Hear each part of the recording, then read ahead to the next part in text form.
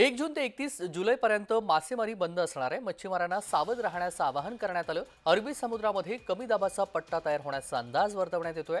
रायगड, रत्नागिरी, मुंबई आणि पालघर जवळील समुद्र खवळण्याची शक्यता वर्तवण्यात येते। 1 जून ते 31 जुलैपर्यंत मासेमारी पूर्णपणे बंद असणार आहे।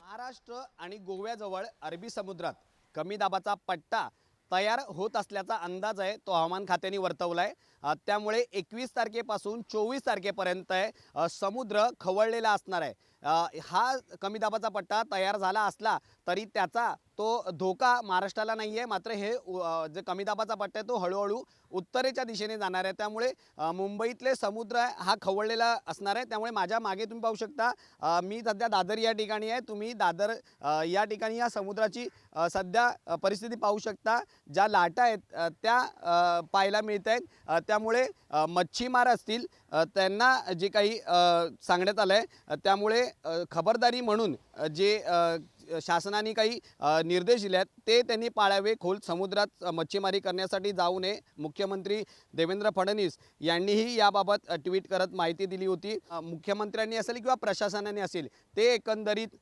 जे सूचना दिल्या त्याचं पालन करावं आणि समुद्रात जाण्यापूर्वी या सगळ्या नियमांचं ते किंवा ह्या सगळ्या महत्त्वाच्या सूचना आहे त्याचं जे ते पालन करावं। व्हिडिओ जर्नलिस्ट सिद्धांत दुबाळेसह मी महेंद्र जोईल, जय महाराष्ट्र न्यूज, मुंबई।